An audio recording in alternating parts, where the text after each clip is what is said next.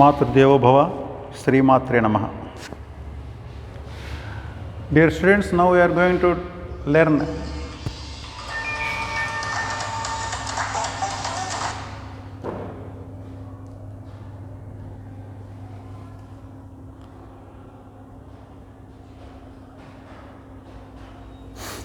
excuse me.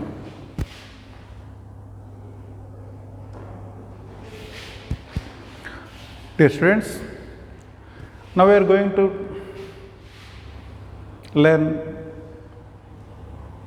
the poems from Sadhuvartanam.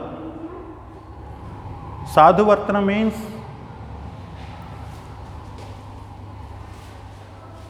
अच्छा रहना, that's all. अच्छा बिहेव करना है.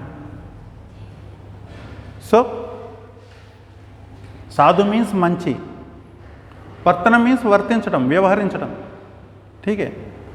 So this is the lesson name, and in this lesson the poems were written by so many ancient eminent poets, are also taken from different books. मतलब जैसे ये इसमें जितना भी जो श्लोक है वो किसी एक ने नहीं लिखा, वो किसी कवि ने, जो अच्छा कवि चाहे उसका नाम हो या ना हो, वो कोई भी एक नवल लिख रहा है या कोई काव्य लिख रहा है, उसमें अगर वो कोई उसको एक अच्छा ताट आया कि एक अच्छी बात उसने कही उस किताब में, तो ऐसे ऐसे कई लोग ने कई अच्छे बात कई किताबों में लिखते हुए लिखा था.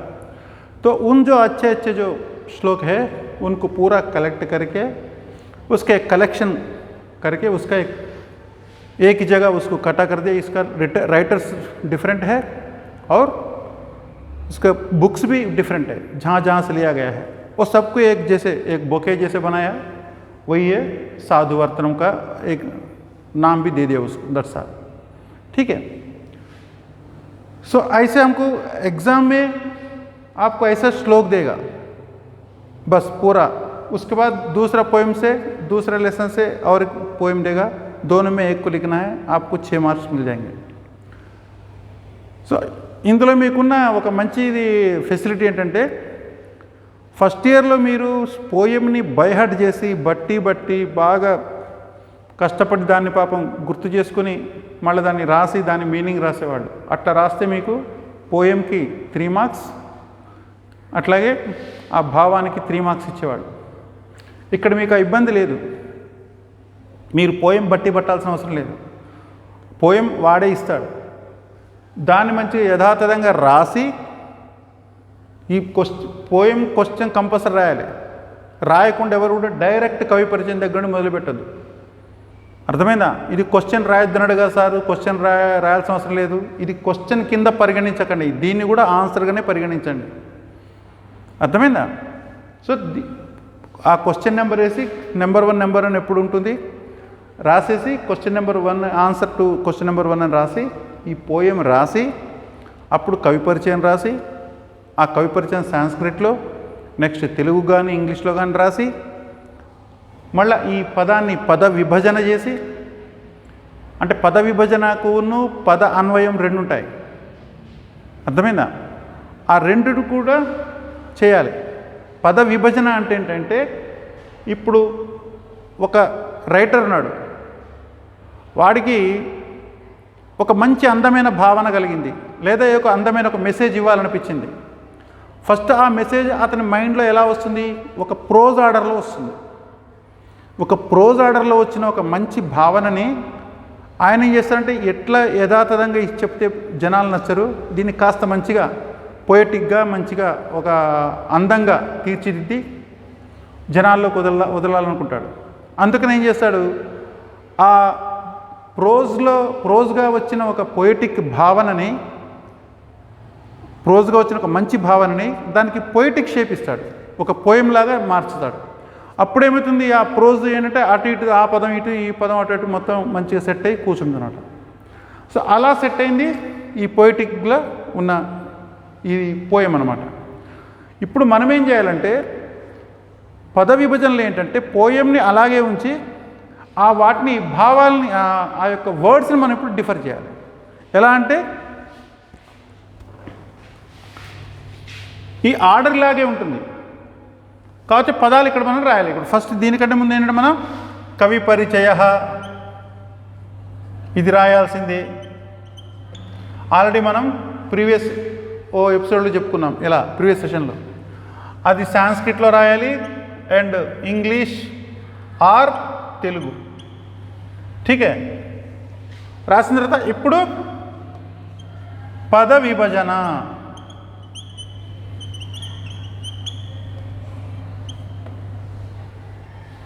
ఠీకే, వర్డ్స్ డివిజన్ అది రాయాలి. అది ఎలా అంటే ఇది ఎలా ఉందో పోయిటిక్ ఆర్డర్లో అలాగే రాయాలి. ఇక్కడ ఉంది ఫస్ట్ ఛాయాం, కామా, ఇక్కడ కామా లేదు, ఇక్కడ పెట్టాలి. కుర్వంతి,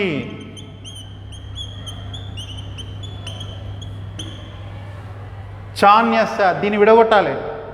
అప్పుడు ఏమైంది? చ ప్లస్ అన్యస్య కామా. మళ్ళీ స్వయం కామా. తిష్టంతి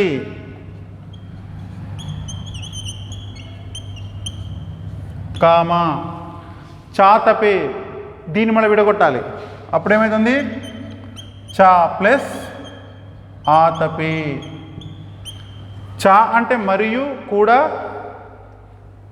ఆతపే అంటే ఎండ, ఆతపం అంటే ఎండ అనమాట.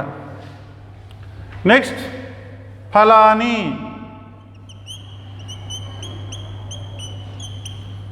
కామా ఫలంతి.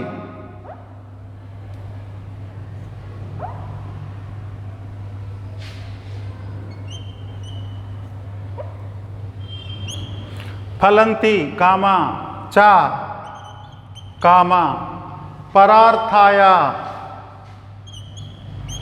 పరా ప్లస్ అర్థాయ రాయొచ్చు లేదా పరార్థాయ ఇలా కూడా రాయొచ్చు, ఏం కంగారే లేదు.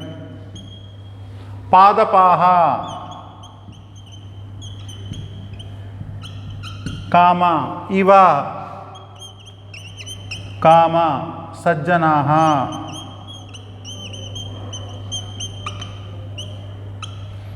ఇలా పోయటిక్ ఆర్డర్లోనే వర్డ్స్ని విడగొట్టాలి. ఇప్పుడు దీనికి మళ్ళా ప్రోజ్ ఆర్డర్లోకి తీసుకురావాలి. ఇప్పుడు ఇక్కడ మనం వర్డ్ టు వర్డ్ మీనింగ్ రాస్తున్నాం ఇక్కడ. అందుకని వీటిని పోయటిక్ ఆర్డర్లో మంచిగా అందంగా ఉన్న ఒక దాని పోయంని మనం దాన్ని విడగొట్టి చెడగొట్టి దాని మళ్ళీ ప్రోజ్ ఆర్డర్లోకి తీసుకురావాలన్నమాట. ఇప్పుడు దీనికి మళ్ళీ మనం ఏంటంటే తెలుగు అయితే తెలుగు, ఇంగ్లీష్ అయితే ఇంగ్లీష్, వాళ్ళకు తగ్గట్టుగా వాళ్ళు దీన్ని ఆ అర్థాలు రాసుకుంటూ పోవాలన్నమాట. రైట్? సో యాక్చువల్ ఇసుక మీనింగ్ మనం ఏంటో చెప్పుకుందాం, తర్వాత మీ ఇష్టం. ఇది అసలు దీని మీనింగ్ ఏంటి అంటే ఛాయాం కుర్వంతి చ అన్యస్య, నీడను ఇస్తాయి ఇతరుల కొరకు. స్వయం తిష్టంతి చ ఆతపే, తాము మాత్రం స్వయం తాము తిష్టంతి ఉంటూ, ఎందులో? ఆతపే ఎండలో ఉంటూ కూడా, అన్యస్య ఇతరులకి, ఛాయాం నీడను, కుర్వంతి ఇస్తాయి. అంతేకాదు ఫలంతి చ పరార్థాయ, అలాగే ఇతరుల కొరకు ఫలిస్తాయి. ఫలించడం అంటే పండ్లనివ్వడం, పండ్లు కాయడం. అవి పండ్లు కాసే దేనికోసం? ఇతరుల కోసం. అర్థమైందా? అంటే పరార్థాయ ఇవన్నీ చేస్తున్నది ఎవరు? పాదపాహ. పాదపము అంటే పాదములతో ఆహారాన్ని గ్రహించేది. అర్థమైందా? పాదములతో ఆహారాన్ని గ్రహించేది పాదపం. పాదములతో ఎవరు ఆహారాన్ని గ్రహిస్తారు ఈ సృష్టిలో? చెట్లు. అర్థమైందా? అది మనం ఎంత పోసినా అది మళ్ళీ భూమిలోండి తన వేళ్ల నుండి దాని ఆహారాన్ని స్వీకరిస్తే దాన్ని డైరెక్ట్ మనం ఆహారాన్ని ఎక్కించలేం. అర్థమైంది? అందుకే దానికి పాదము నుండి నీటిని తాగుతాయి కాబట్టి, ఆహారం స్వీకరిస్తాయి కాబట్టి వాటికి పాదపం అని పేరు. అట్లాగే ఏనుగు ఉన్నది, ఏనుగుకు ద్వీపం అని పేరు. ద్వీపం అని అంటే రెండు విధాలుగా అది వాటర్ తాగుతుంది, ఆహారం తీసుకుంటుంది. ఒకటి తొండంతో, మళ్ళీ ఇంకోటి నోటితోటి. అందుకని ద్వీపం. అర్థమైందా? సో ఇక్కడ పాదపం అంటే చెట్టు అనమాట. ఇవ వలే సజ్జనాహ, సజ్జనులు అంటే దీన్ని ఇలా చూస్తే ఏంటంటే చెట్లు పాదపాహ సజ్జన ఇవ, సజ్జనుల వలె ఛాయాం కుర్వంతి, నీడను ఇస్తాయి. ఎవరికి? అన్యస్య, ఇతరులకి. అట్లాగే తిష్టంతి చాతపే, వాళ్ళు తాము ఎండలో ఉంటూ కూడా ఇతరులకు నీడనిస్తాయి. అంతేకాదు ఫలంతి చ పదార్థాయ, అవి ఫలిస్తాయి కూడా, పండ్లు కూడా ఇస్తాయి ఇతరుల కొరకు. అర్థమైందా? సో ఇక్కడ ఒక స్టూడెంట్ అడిగాడు అనమాట, అంటే ఏంటి సార్, చెట్లు సజ్జనుల వలె తాము ఎండలో నిలబడుతూ ఇతరుల కొరకు నీడను పండ్లను ఇస్తాయా సార్ అని అడిగాడు. అంటే చాలా లాజిక్ ఉంది ఆ క్వశ్చన్లో. అంటే ఇక్కడ వాడేమనుకుంటున్నాడు, సజ్జనులు కూడా ఎండలో నిలబడి ఇతరుల కొరకు నీడను పండ్లను ఇస్తారని వాడు అనుకుంటున్నాడు. అంటే ఒక గమ్మత్తైన ఒక సంఘటన అన్నమాట. అంటే అది కాదురా బాబు, సజ్జనులు ఏ విధంగానైతే తాము కష్టాలను ఓరుస్తూ, తాము కష్టాలను భరిస్తూ, ఆ కష్టాలకు అదరకుండా, బెదరకుండా, లొంగకుండా, భయపడకుండా వాటిని తాము స్వయంగా ఎదుర్కొంటూ కూడా ఇతరులకు వాళ్ళు ఎప్పుడు కూడా తాము ఇంత కష్టపడ్డాం. అర్థమైందా? ఇప్పుడు నేను ఎవరికి సహాయం చేయలేని పరిస్థితిలో ఉన్నా, నాకే అందరి సహాయం కావాలి అని చెప్పి ఇట్లా ఈ ఏడుపులు ఏడోడు. అర్థమైందా? ఒక సజ్జనుడు అనేవాడు వాడికి ఎన్ని కష్టాలు రానియండి, ఎన్ని బాధలు రానియండి, ఇబ్బందులు రానియండి, వాటన్నిటిని కూడా వాడు తట్టుకుంటాడు. ఇక్కడ తాపం అంటాడు కదా, ఆతపే అంటే వేడి, ఎండ.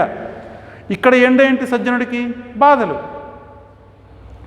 అది ఏ విధంగా అయితే అది ఎండను భరిస్తూ ఇతరుల కొరకు నీడ, చెట్లయితే ఏ విధంగా ఎండను భరిస్తూ ఇతరుల కొరకు నీడను, అట్లాగే తినడానికి ఆహారాన్ని ప్రొవైడ్ చేస్తాయో, అదేవిధంగా సజ్జనుడు కూడా తాను పడే కష్టాలు వాటన్నిటి చాలా లైట్గా తీసుకుంటే, తాను ఎంత కష్టపడుతున్నా సరే, ఎంత బాధలో ఉన్నా సరే, ఎవరైనా వాడి దగ్గరికి వచ్చినప్పుడు ఏంటంటే వాడికి చక్కటి ఆతిథ్యం ఇచ్చి, వాడి కష్ట నష్టాలు తెలుసుకుని, వాడి కష్టాలు దూరమయ్యేటట్టుగా చేసి, వాడికి మించి అన్నం కూడా పెట్టి పంపిస్తాడనమాట.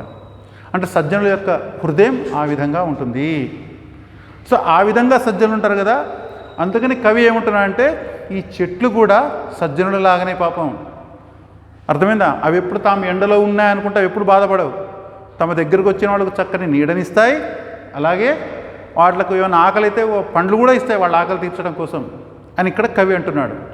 ठीक है, इसी को हम हिंदी में अगर समझेगा तो जिस सज्जन होता है वो भी पेड़ के जैसा है और पेड़ भी सज्जन का जैसा है. कैसे? एक जो पेड़ है वो क्या है, वो स्वयं वो धूप में वो धूप सेक रहा है, वो इतना गर्मी को वो बर्दाश्त कर रहे हैं, फिर भी वो कभी फील नहीं होता कि मैं इतना मेरा हो रहा है, इतना गर्मी हो रहा है करके. और उनके पास जो छाया के लिए जाता है, कोई जैसे सफारी या कोई सफ़र करने वाला आके अगर उधर वो पेड़ को देखेगा तो उसके नीचे छाया में जाता है, जाके थोड़ा बहुत वो रिलैक्स हो जाता है. तो उसके लिए ये क्या है, वो पेड़ क्या है, वो स्वयं वो खुद धूप सेकते हुए भी, धूप को बर्दाश्त करते हुए अपने उसके पास जो आता है उसके लिए वो अच्छा सा छाया देता है. अगर हो सकता है अगर वो अच्छा फ्रूट वाला अगर आम का पेड़ हो तो जो उस ट्रैवलर को खाने के लिए फल भी दे देता है.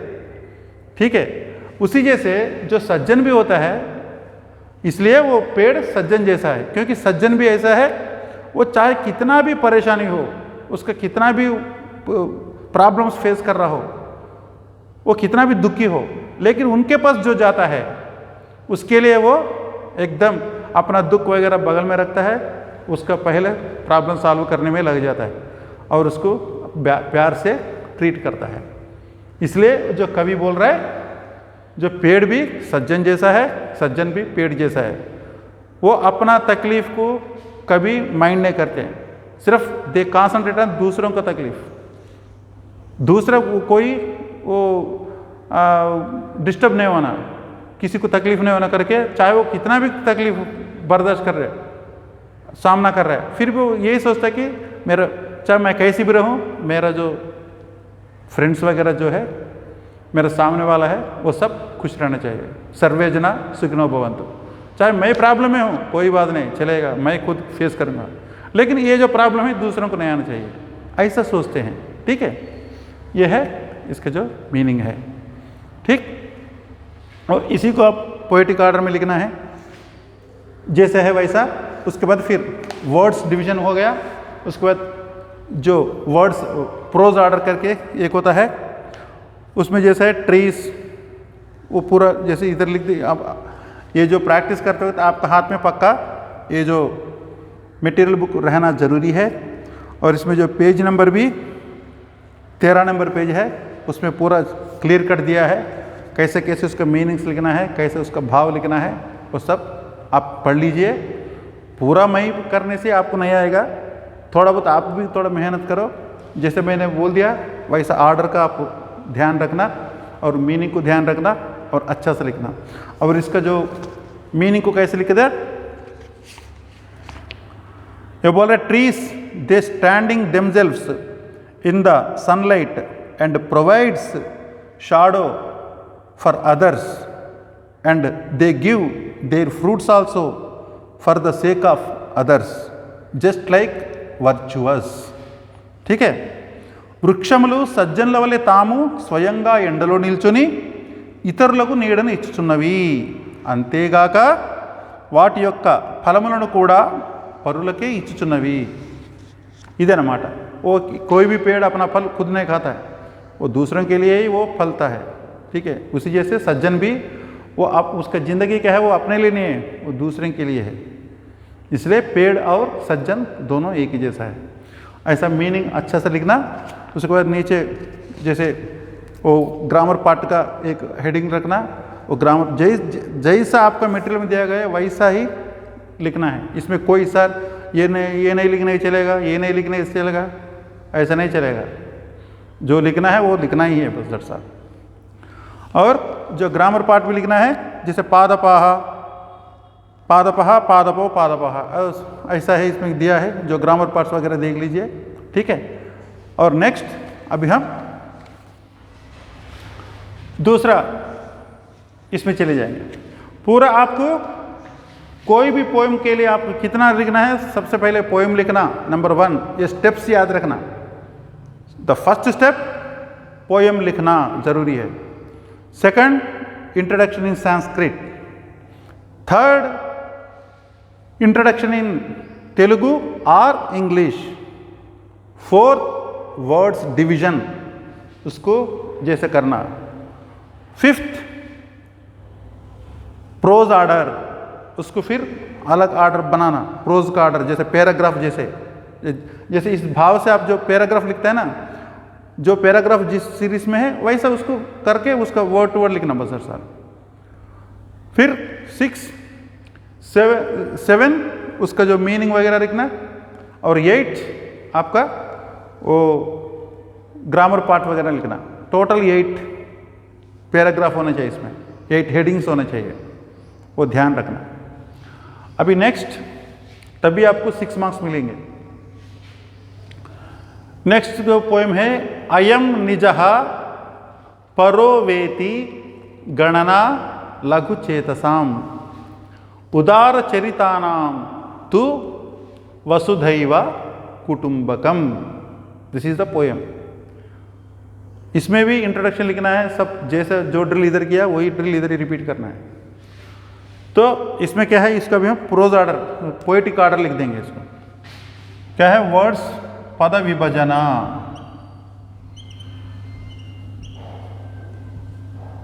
इसमें क्या है, अयम, इधर आप कामा रखते जाओ. अयम निजहा, राइट, कामा, परहा,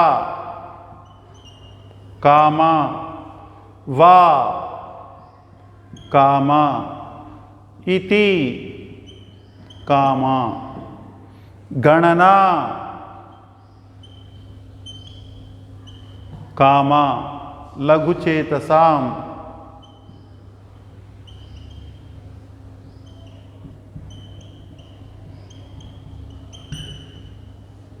कामा, उदार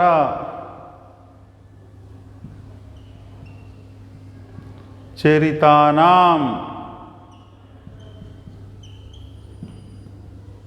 कामा, तु कामा, वसुधा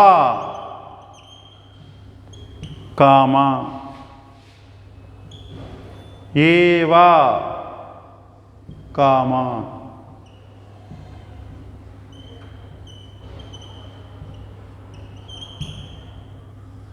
कुटुंबकम, फुल स्टॉप।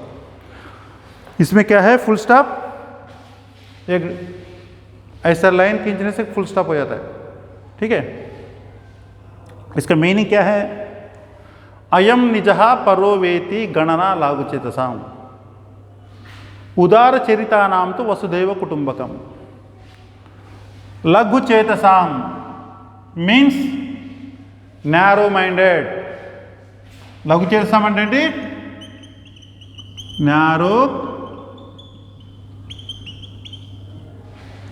minded, उदार चरितानाम ब्रॉड माइंडेड। ठीक है,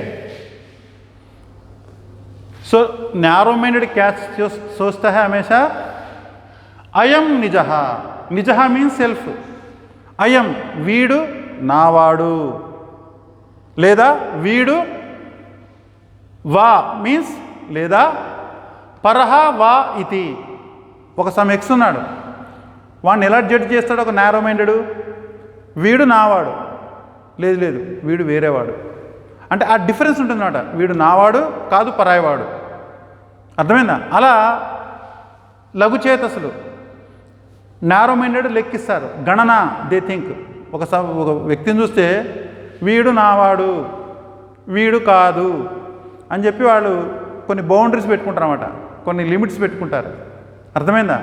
సో నావాడే ఉందో వాడికే వీడు ఫేవర్ చేస్తున్నాడు, వేరే వాడు ఉంటే వాడిని అసలు పట్టించుకోడు అనమాట, ఇక్కడ నారో మైండెడ్ కాబట్టి।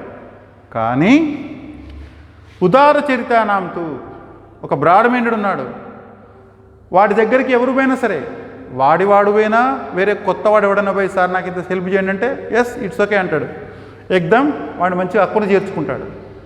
వాడికి ఏంటి? అందరూ నా వాళ్ళే। బ్రాడ్ మైండెడ్ ఏమనుకుంటాడు? All are mine, all are my people, అందరూ నాకు కావలసిన వాళ్ళే అని అనుకుంటాడు, అనుకుని అందరికీ సాయం చేస్తాడు।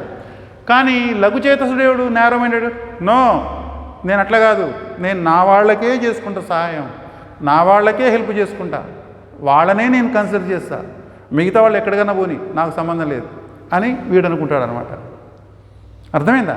కానీ ఉదార చరిత్రలు వసుధైవ కుటుంబకం, ఈ భూమి మీద ఉన్న ప్రతి వాడు నా కుటుంబీకుడే, వాడు నా ఫ్యామిలీ మెంబరే అని అనుకుంటాడు।